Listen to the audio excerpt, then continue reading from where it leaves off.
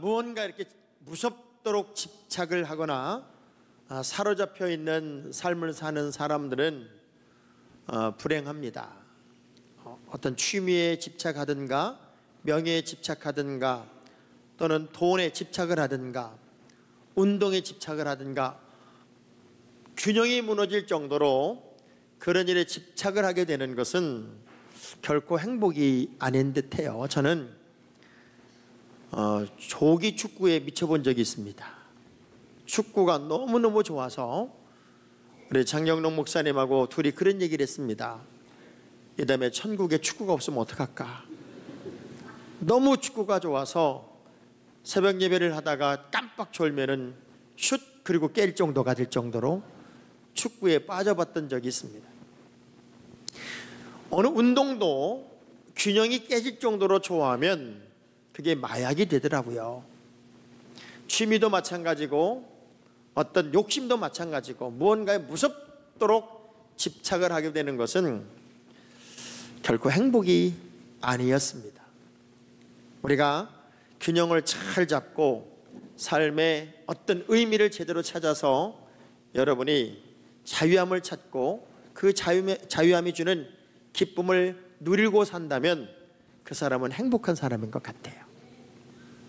우리나라에서 11년을 살다가 이제 영국으로 돌아간 다니엘 튜터러가는 청년이 그 한국을 평가한 아주 중요한 책 한 권이 있는데 그 책이 이런 제목이었습니다. 기적을 이룬 나라, 기쁨을 잃은 나라. 기적은 이루어냈는데 모든 백성들이 기쁨 없이 살더라는 거예요. 제가 일부러 오늘은 저 바깥을 이렇게 내다봤습니다. 우리 교인들이 얼마나 신바람 나는 모습으로 예배를 드리러 올까 하고 이렇게 내려다보니까 어떤 분들은 세오라 내오라 걸어오는 분도 있고 어떤 분들은 신랑이 그러니까 부인이 따라오는 분도 있고 어떤 분은 애들 잡으러 쫓아가는 분도 있고 근데 얼굴에 정말 환한 미소와 행복한 모습으로 신바람나게 달려오는 분들이 그렇게 많지는 않았어요. 지금 옆 사람 얼굴을 봐도 굉장히 우중충한 분들이 5명이 있어요. 신기하게도요, 인간의 의식 구조는 나이에 따라서 다 달라져요. 어린아이들의 의식 구조는 호불호입니다. 쉽게 말하면 내가 좋아하느냐 내가 좋아하지 않느냐, 내가 좋아하는 것이 선이고 내가 싫어하는 것이 악이 됩니다. 그래서 애들은 저거나 싫어한단 말이야. 그러면은 그게 악이 되는 것이고 저건 내가 좋아하는 거야. 그러면 그게 선이 돼요. 청년기에는요, 옳으냐 그르냐요, 정의감에 불타올라서 이게 선이냐 악이냐, 옳고 그름에 대한 몰입을 하는 철이 되기도 하고요. 장년이 되면 장년들은 모든 의식 구조가 저게 돈이 되냐 안 되냐, 저게 나한테 이익이 되냐 안 되냐, 그것이 옳고 그름의 판단 기준이 되고요. 노인이 되면은 중용의 법칙을 따른대요. 중용의 법칙이 뭐냐면 내가 살아보니까 다 그놈이고 다 만나보니까 그 사람이고 다 똑같다는 생각을 하고 산다는 거예요. 그래서 나이가 들면은 그렇게 조급해지지도 않고 그냥 좋은 사람도 많지 않고 싫은 사람도 그렇게 많지 않은 중용을 따라가게 된다는데, 어찌됐건 우리 크리스찬들은 세상 사람들과는 좀 다른 의식 구조를 가져야 돼요. 아무리 세상이 힘들고 어렵고 지쳐있고 낙심한 환경이 있다 할지라도 크리스찬의 삶은 죄로부터 자유함을 얻은 사람으로서 기쁨이 있어야 되고 감동이 있어야 되고 행복이 있어야 되고 감격하는 삶을 사는 게 당연하더라고 하는 거지요. 똑같은 삶을 살지만 어떤 사람은 검사 스타일로 살고 어떤 사람은 변호사 스타일로 산대요. 검사는 책임지고 죄를 찾아내야 되는 사람이고 변호사는 책임지고 죄를 방어해야 되는 사람이에요. 여러분이 전부 다 검사라면 나는 목회 못할지도 몰라요. 저 목사님의 문제가 뭘까? 저 목사님의 잘못이 뭘까? 저 목사님이 오늘 빨간 넥타이를 메고 나왔을까? 이걸 막 뒤지기 시작하면 아마 견딜 사람이 하나도 없을 거예요. 근데 변호사 스타일은 뭐예요? 부족을 채워주고 막아주고 보충해주고. 그래서 저는 여러분 모두가 변호사 스타일이었으면 좋겠어요. 여전히 의의 문제 때문에 자유함을 잃어버리고 헐떡거리고 살아갑니다. 로마인들이 가지고 있었던 그 율법의 문제 때문에 사실은 바울도 많이 힘들어했어요. 처음 예수를 만나고 났는데 생활이 완벽하게 바뀌는 게 아니잖아요. 믿기는 했는데 소속을 옮기긴 옮겼는데 근성이 바뀌는 게 그렇게 금방 일어나는 게 아니잖아요.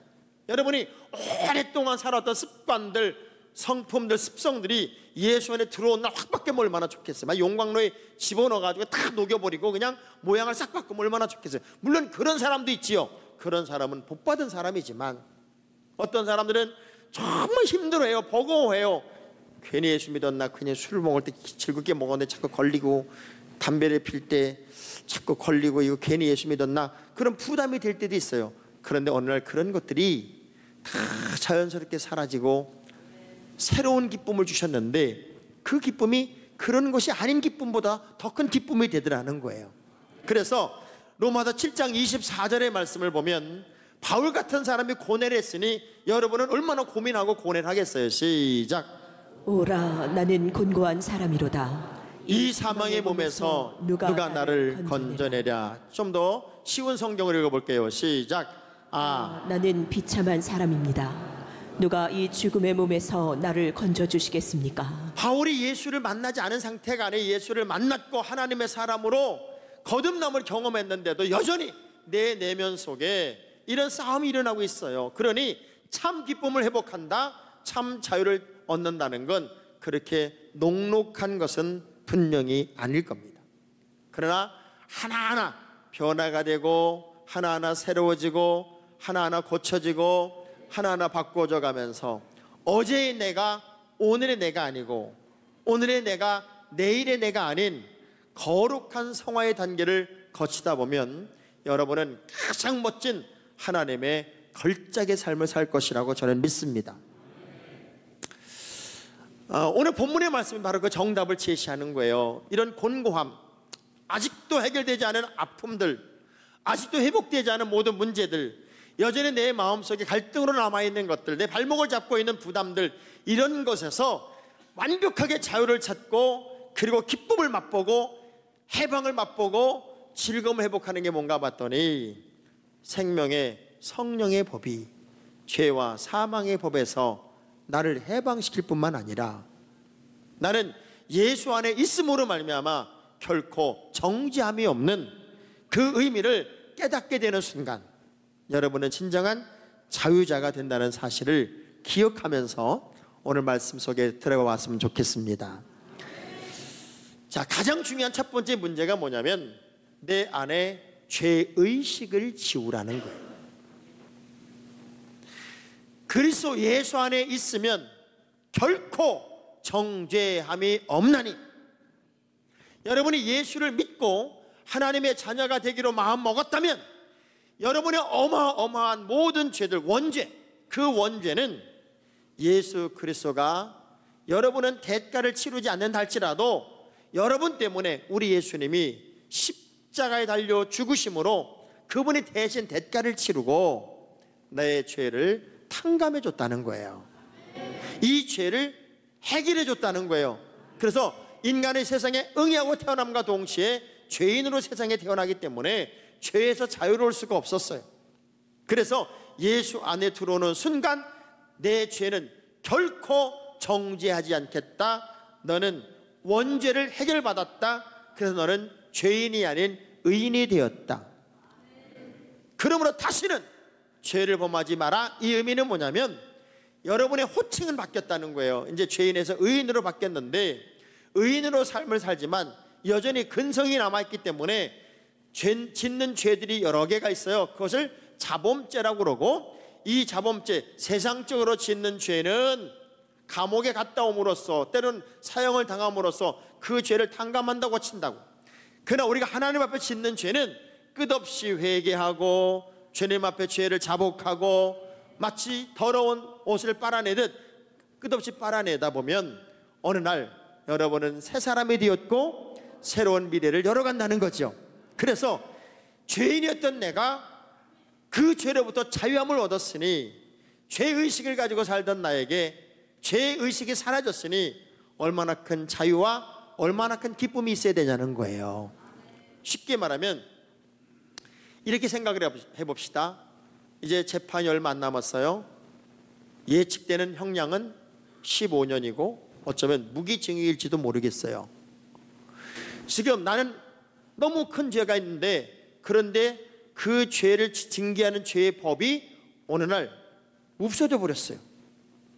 그래서 이 죄의 법이 사라졌으므로 당신의 최종 재판에서 당신의 죄는 사라졌으며 무죄, 그리고 무죄란 판결을 딱 받고 감옥을 나올 때 두 종류 반응을 한번 생각해 보세요.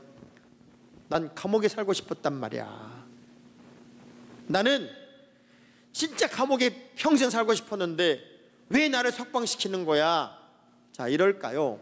아니면 그 문을 탁 열고 나오면서 두 손을 번쩍 들고 만세를 부르면서 나는 이제 자유의 몸이다, 나는 해방됐다, 그러고 나올까요? 너무 질문이 어려워서 미안해요. 우리가 죄로부터 자유함을 얻는 것은 인생의 모든 근본적인 문제로부터 자유함을 얻는 겁니다. 왜냐하면 로마서 5장 12절의 말씀 보니까 한 사람 때문에 인류에는 죄가 들어왔어요. 시작. 그러므로 한 사람으로 말미암아 죄가 세상에 들어오고 죄로 말미암아 사망이 들어왔나니 이와 같이 모든 사람이 죄를 지었으므로 사망이 모든 사람에게 이르렀느니라. 자, 모든 사람은 죄 때문에 사망에 이르게 되었어요. 그런데 예수 그리스도만이 우리의 이 모든 죄를 해결할 수 있는 능력이 있어요. 그분에게 들어가야 돼요. 근데 지금 여전히 죄의식 속에 사는 이유는 뭐냐면 나는 여전히 죄를 짓고 있다고 생각을 해요. 물론 여러분 죄를 짓고 있어요. 지금도 사람이 밉고 사람이 싫고 막 어떤 사람은 막 때려잡고 싶고 죽이고 싶고 시기가 나고 질투가 나고 그 미움 때문에 잠 못 이루는 그런 마음도 있어서 마음속에 부지런히 여전히 죄를 짓고 있다고 생각을 해요. 그런데 이런 죄는 깨닫기만 하면, 손 한 번만 잡으면 다 해결할 수도 있고 해결될 수도 있는 죄들이에요. 그러나 근본적으로 우리가 해결할 수 없는 것은 죄성을 가지고 태어나는 거였어요. 이 죄성의 문제를 예수님이 해결해 주셨는데 어떻게 하면 해결이 되나 봤더니 로마서 6장 11절의 말씀 보면 딱 하나예요. 시작. 이와 같이 너희도 너희 자신을 죄에 대하여는 죽은 자요 그리스도 예수 안에서 하나님께 대하여는 살아있는 자로 여길지어다. 그리스도 예수 안에는 결코 정죄함이 없나니 예수 그리스도 안으로 쑥 들어오라, 그 얘기예요. 소속을 옮기라는 거예요. 너무 재밌죠? 사람은 어디에 소속되어 있느냐가 그 사람의 미래고 그 사람의 내일이 돼요.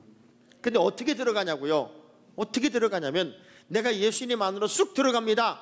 그게 아니라 성경은 이렇게 말해요. 내가 문 밖에서 두드리고 있다. 여러분의 마음을 두드리고 있어요. 그 문을 여는 사람에게만 주님이 들어간다는 거예요.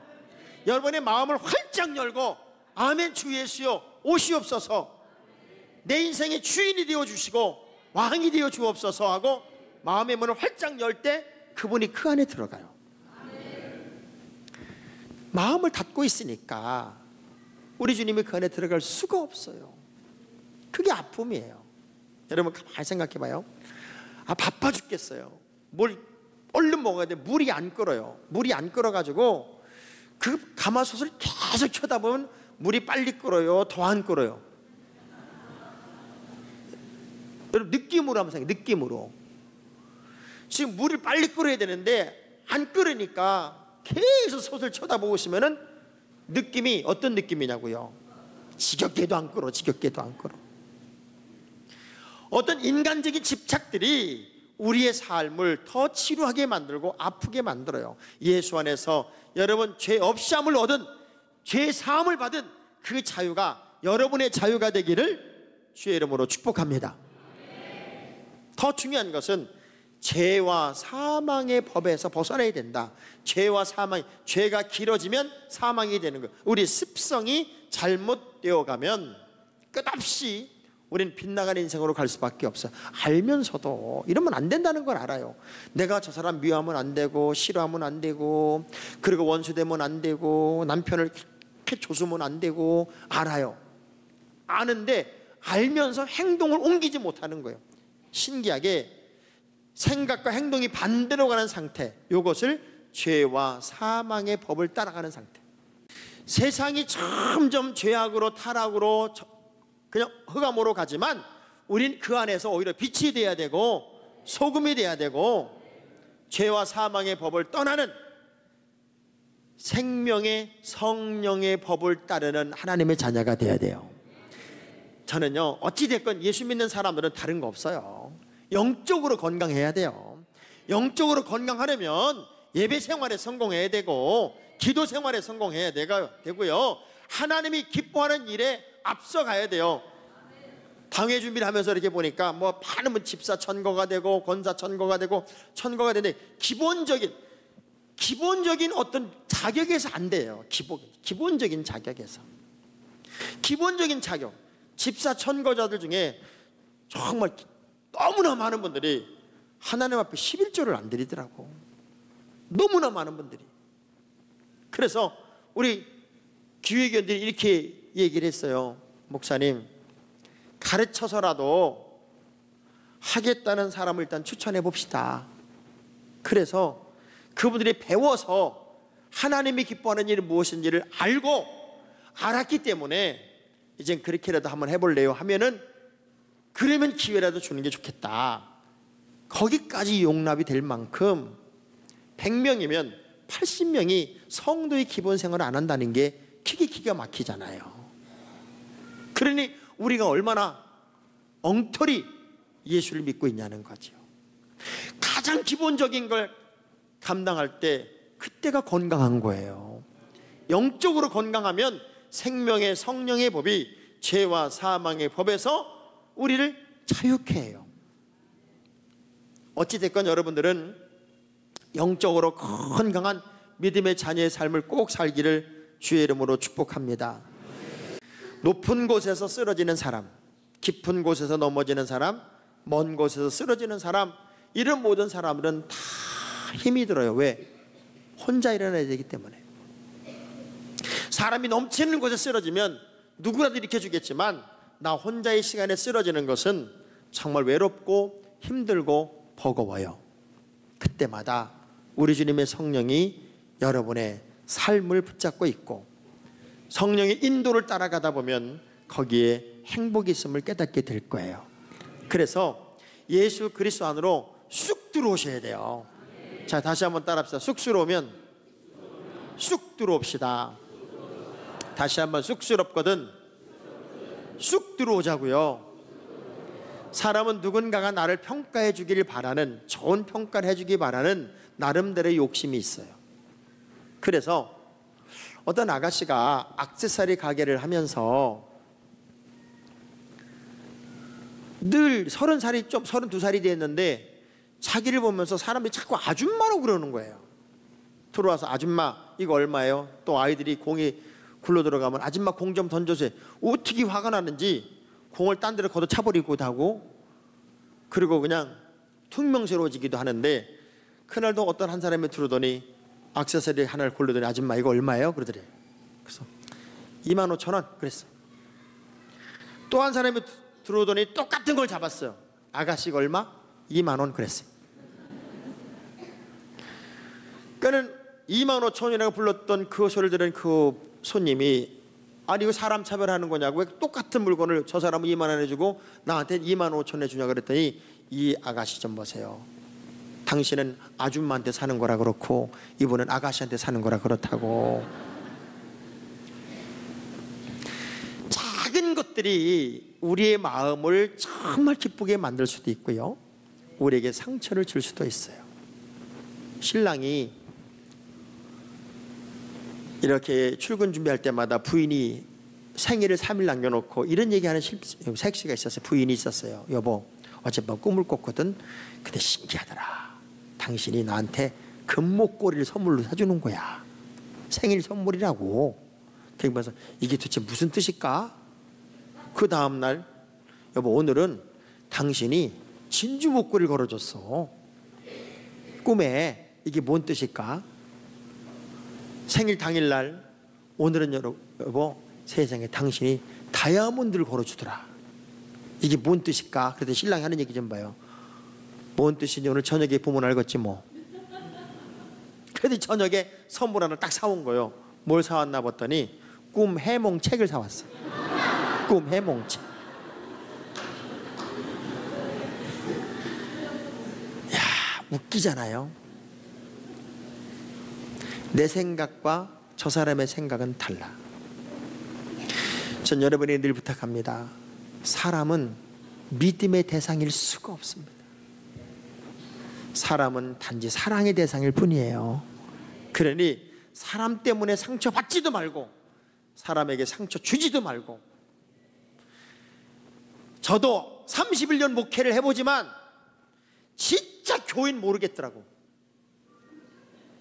진짜 모르겠어요. 어떤 한 교인의 문제가 계속 발생이 되면 이제는 깨달았겠지 그러면 또 다른 문제가 발생하고 또 다른 문제가, 성격이 바뀌진 않더라고. 진짜 안 바뀌더라고. 같은 일이 30년 동안 반복되는 교인도 있어요. 그 사람을 우리가 어떻게 바꿔? 우리 주님도 못 바꿔서 십자가를 졌는데.